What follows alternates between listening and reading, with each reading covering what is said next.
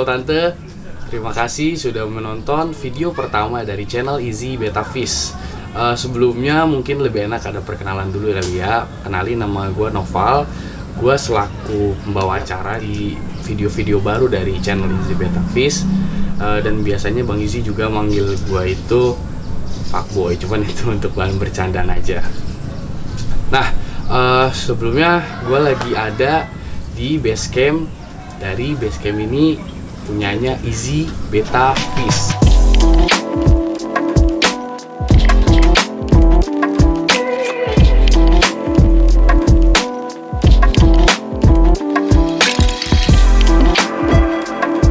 Wah.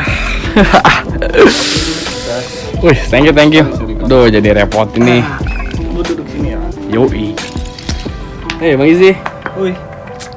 Gimana. Gila. Lu, aduh, sekarang gua taunya tuh dulu itu lu sebagai arsitek ya.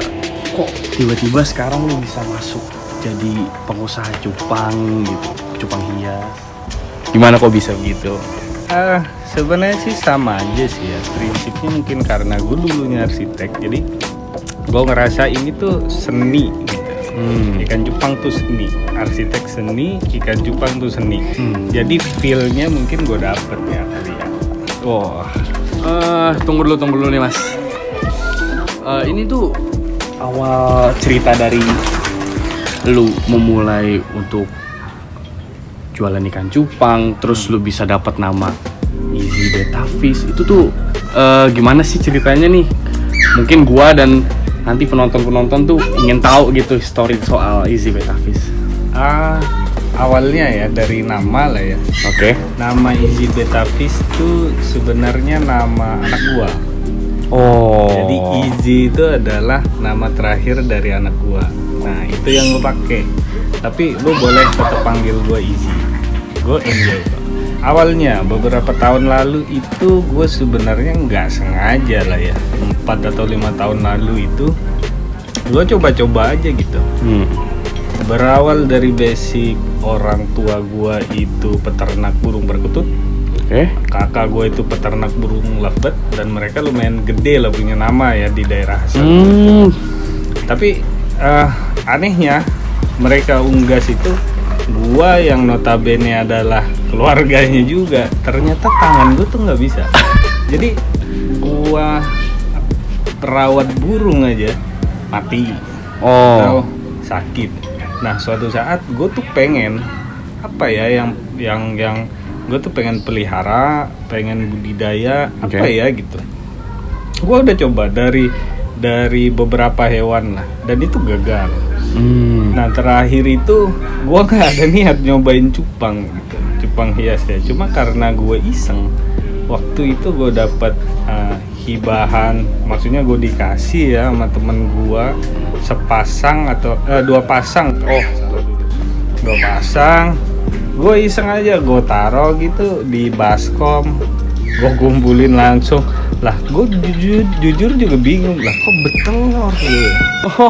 Tiba-tiba anak banyak banget, gue bilang. Cuma waktu itu mati semua. Pertama kali gue gagal itu, gue jujur coba lagi tanpa belajar apapun. Gue cuma coba lagi, netes, ada burayak. Burayak itu anakan ikan cupang yang baru netes, kecil-kecil gitu. Jadi kayak biji wijen lah gitu ya. Pokoknya saat itu betelor netes, tapi nggak sampai hidup. Selang sebulan gue mulai otodidak sebenarnya sih, jadi gue mulai pikirkan, airnya kali ya, pakannya kali ya. Nah, dari situ gue mulai searching, baca di situ ada jurnal gimana cara perawatannya, kemudian dari luar negeri juga ada jurnal IBC dan sebagainya. Jadi gue mulai deh tuh, otak gue mulai mikir, mulai penasaran. Gue bukannya ngedom, tapi gue malah mulai gokil nih kalau gue coba. Wah, gila. Jadi itu adalah pertama kali lu mencoba ya Mas ya, buat masuk ke dunia ikan cupang ini. Sebenarnya hal-hal yang nggak disengaja lah, maksudnya karena ada keinginan juga dan mungkin lagi nggak ada kegiatan, lagi iseng banget mau apa. jadinya malah menghasilkan kayak gini kayak sekarang nih. Juga sih. Cuman sebelumnya gini, gue ngecek di Instagram lu nih, kayaknya lu jualan juga udah nggak cuman di Indonesia aja nih kayaknya nih. Alhamdulillah sih, alhamdulillah. Nah terus mungkin banyaknya penonton dari yang nonton ini juga bakal bertanyanya sama nih kayak gue nih, kok bisa sih cupang ini bisa tembus gitu ke internasional? Langkah pertama yang diambil tuh untuk bisa ke go internasional tuh gimana sih? Sebenarnya sih gampang sih. Gampang. Gampangnya gimana nih? Coba. Oke. Bukan menggampangkan suatu hal ya. Nah, itu. Tapi kalau kita telusurin atau kita mau belajar ya, kalau kita mau belajar dan berusaha di situ, gue yakin itu simple ya, sederhana. Maksudnya sama aja dengan penjualan kita di domestik ya, maksudnya di Indonesia ya, antar pulau. Jadi yang pertama kita pikirkan itu bagaimana sih cara kirimnya gitu. Cara kirimnya seperti apa sih ke luar negeri itu, bedanya apa sih gitu. Gue kasih contoh begini, gue jual dan kirim ke Surabaya katakanlah. Oke. Di sini cupang itu istimewa ya, jadi dia kuat bertahan itu sampai lebih dari seminggu di dalam bag, di dalam kantong plastik tanpa oksigen. Wah, itu poinnya. Itu poinnya. Jadi dia sangat kuat gitu. Nah, jadi pengirimannya pun akhirnya menjadi simpel dengan adanya jasa pengiriman. Kita tahu ada Tiki, ada JNE, ada apa lagi ya? Si cepat, ya. Banyak lah ya, banyak. Jadi itu sesimpel itu sampai di Surabaya. Sama kayak kita ngirimkan dokumen, sama kayak kita ngirimkan barang-barang lainnya lewat jasa pengiriman ya. Itu untuk domestik. Kemudian untuk internasional itu perbedaannya sebenarnya hanya sedikit. Jadi yang kita butuhkan tidak hanya jasa pengiriman, tapi ada pajaknya juga.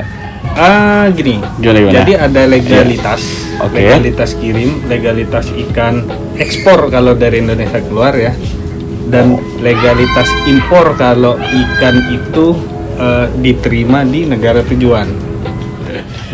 Tadi di masalah di legalitas, gue bingung nih, kayak maksudnya lu tadi menyebutkan legalitas dari misalkan dari Indonesia untuk keluar itu. Nah itu tuh yang dimaksudnya itu tuh legalitas apa sih? Legalitas itu sebenarnya perizinan. Maksudnya barang keluar dari negara itu, barang keluar dan barang datang antar negara itu semuanya itu perlu legalitas, perlu perizinan, perlu dokumentasi.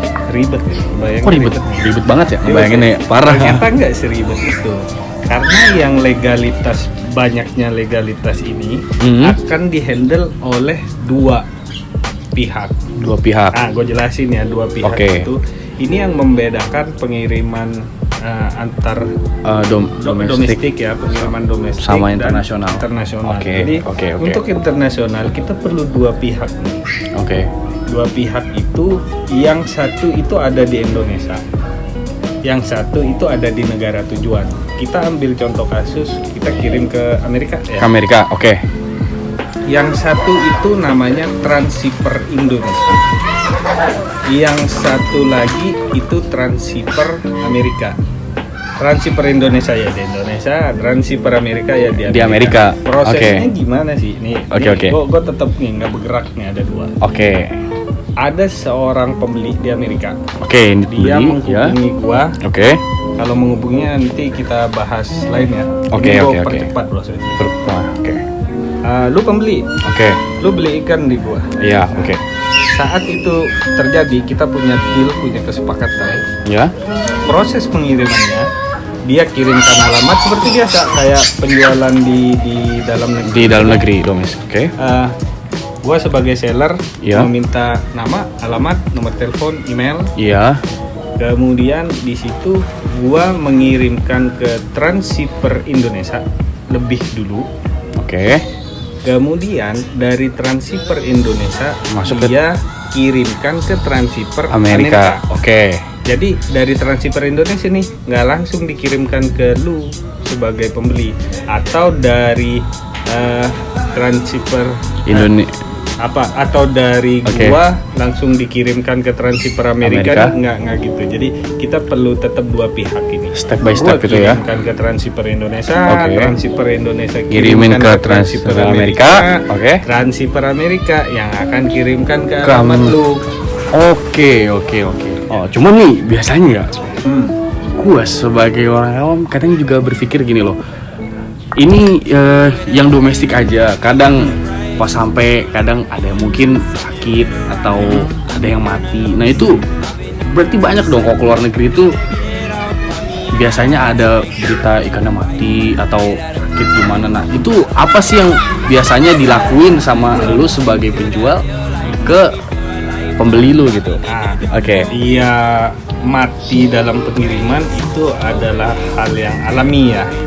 Walaupun kita maksimal dalam packing sesuai SOP dan sebagainya, namanya makhluk hidup itu ada saja lah ya, ada cerita mati dan sebagainya.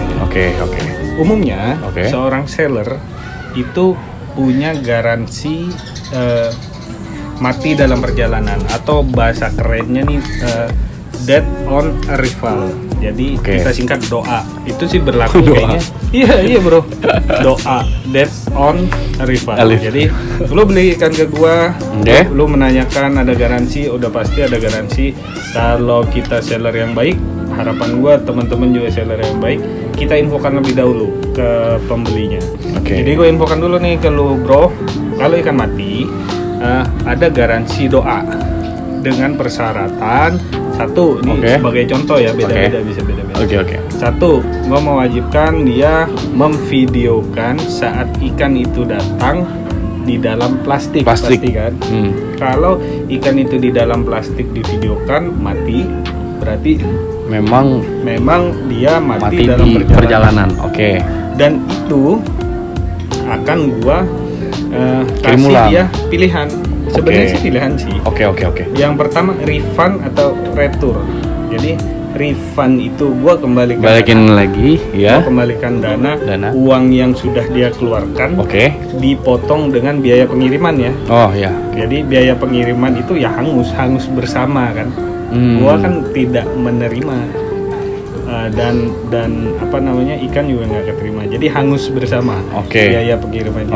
Yang gua kembalikan adalah senilai ikannya. Katakanlah gue waktu itu menjual ke lu itu $100 US dollar, kemudian biaya kirimnya itu $5.